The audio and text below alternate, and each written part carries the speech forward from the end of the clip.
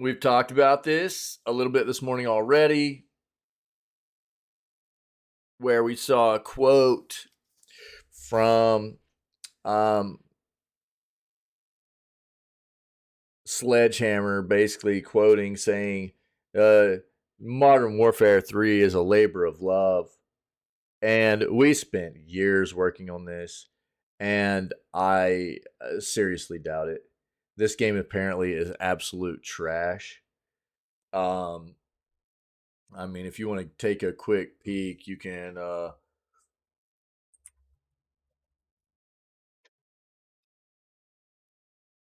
get you some 29% positive of over 2,700 reviews right now. Game came out 3 days ago. We can also go to some Metacritic real quick, and you'll see it's significantly underrated compared to previous Call of Duty games.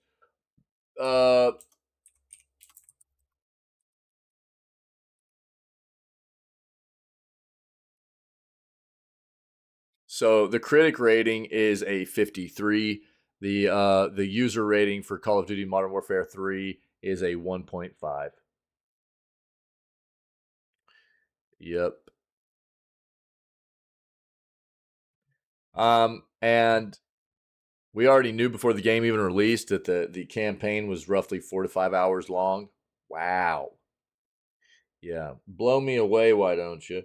Not that that's why most people play this game, but still, if you want some kind of indication of how hard they really tried to work to give fans of the series and the game content, there's your first red flag. And after on release of the game, we were seeing bad reviews, bad ratings and stuff, and we got developers underneath the companies like Sledgehammer, like individuals that helped work on the games and stuff come out and go, the game's terrible because it was apparently initially supposed to be an expansion.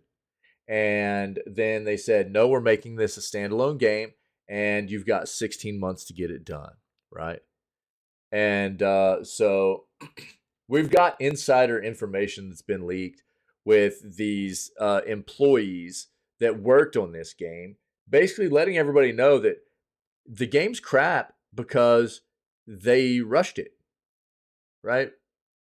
And not just one person, numerous people coming out with this kind of information, and usually means that's probably pretty solid info. If you've got a lot of people coming out saying the same thing underneath a project, usually something pretty substantial to go off of.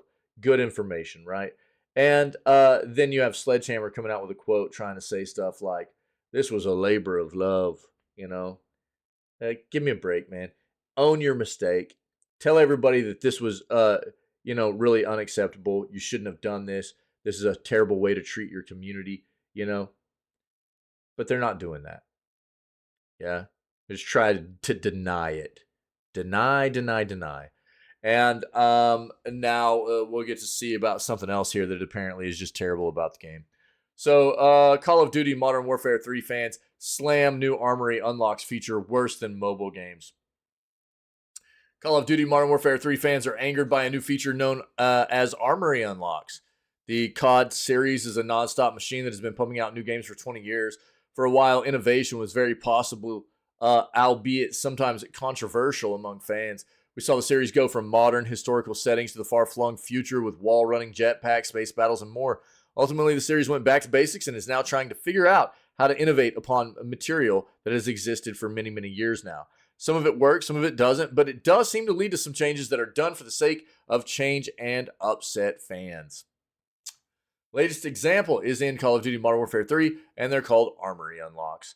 Most people are familiar with how Call of Duty's progression works. You play enough matches, you level up, you unlock new weapons, gear for your loadout. Simple enough, right? Not this year. Once you hit level 25, a large amount of unlocks, including kill streaks, guns, and even grenades become regulated. relegated to Armory Unlocks. Armory Unlocks. To earn these unlocks, players must complete 3 daily challenges per unlock. If you want the Simtex, it will require you to do 3 of these daily challenges. Problem is, if that wasn't annoying enough already, there are only 9 daily challenges available every day. This means you'd have to keep coming back for days, if not weeks, to unlock everything. While one could argue it would be a good thing to make sure players can't unlock everything in a weekend, it's not great. Put up a wall in front of them and actively stop them from progressing. Don't you guys have phones? Right, Ferret. Yeah. This feature has drawn a lot of criticism. I like it. From Modern Warfare 3 players online, with some comparing it to the shady systems of a mobile game. YouTuber Stone Mountain 64 also noted that one of his daily challenges required him to use flashbangs, something you can't get without Armory unlocks. Fantastic. Thankfully, there are pre-made default classes that have these, but it's still a strange situation that may suggest not much thought was put into how the system would work.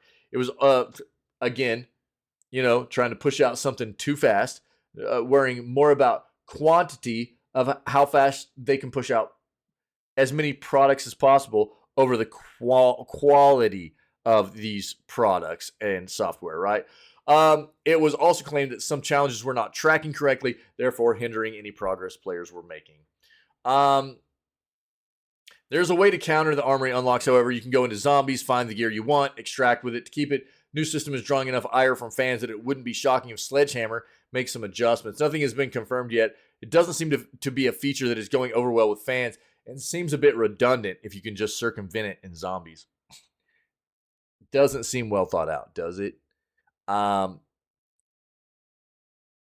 mean,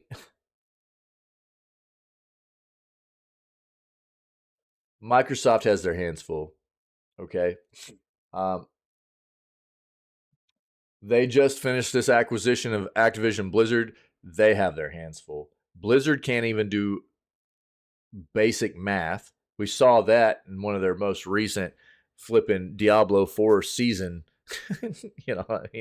trailers. They're pushing out, publications that make them look ridiculous, which that's basically Blizzard. It has been forever, And now we got Activision doing this kind of crap to one of the most unique titles in the gaming industry. It's not a good look, dude. It's not a good look. It's also not surprising. Activision Blizzard just has become, and has been for a long time, one of those big, greedy, scummy corporations we've had to deal with in this industry for a long time. My hope was always that Windows would purchase them, turn them into something respectable again. I never expect Activision Blizzard to be anything great. Not like the Blizzard I grew up with or anything like that, but something respectable again. But if that's going to happen, Microsoft's got work to do. Work, son. They got some work to do. And it feels bad, dude. It feels bad for the fans of this series. That's who's suffering here. I quit playing these games a long time ago because it just became same thing all the time. Pay for the same thing every year, really, is what it felt like to me. And it was like, I'm over it.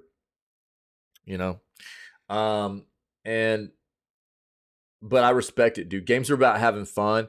But when companies do this kind of thing, it ruins the fun. Just because I don't play, so I'm not going to knock somebody else for still having fun in a game, as long as it's developed well. As long as the company's taking care of the community, taking care of their game players, producing a pretty quality product. More power to you, dude. I'm not going to knock anybody for that just because it's not my jam or whatever. But this is a showcase of a greedy ass company not taking care of their community, not taking care of, pushing out a subpar, not finished, really bad product that they knew people would buy because it says Call of Duty on it. Like I said, we see this all the time. Whether it says Star Wars on it or it says, something like Lord of the Rings, not that there haven't been some good titles underneath those IPs, those pieces of entertainment and stuff, and same thing with Call of Duty. But feels bad when they just lean on the title to get people to buy in when it's just a terrible product too. Do something, Microsoft.